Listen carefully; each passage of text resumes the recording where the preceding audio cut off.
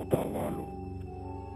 Esta leyenda es de una india bruja.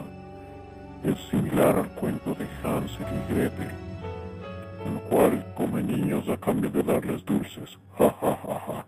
Qué irónico. Niños que por dulces se dejan comer de brujas. Los niños de esta historia se llaman Luis y María. Ellos vivían muy cerca de la ciudad de Otavalo. Bueno, no tanto, en las faldas del Taita Imbabura.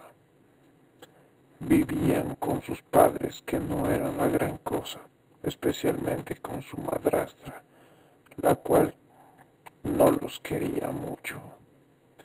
Estos niños fueron enviados por su madrastra a recoger maíz para la comida, pero no sabían lo que les iba a esperar.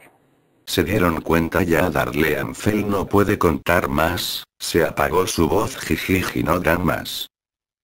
Bueno, yo seguiré contando la historia. Los niños fueron alimentados con tostado y machica por esta misteriosa mujer, los niños se quedaron dormidos, y al día siguiente María despertó, y se dio cuenta que su hermano no se encontraba. Rápidamente ella fue a buscarlo, y encontró solo el pequeño poncho de Luis. Al levantarlo, descubrió el cráneo de su hermano, el cual había sido devorado como por un animal salvaje. La vieja se encontraba dormida, y la pequeña María se acercó y notó que la vieja tenía muchos colmillos aún tras su cabeza. Es así que ella se dio cuenta que esta vieja era la Chificha. La niña corrió y corrió mientras la Chificha la seguía. La niña se lanzó a la quebrada y no se supo nada de ella.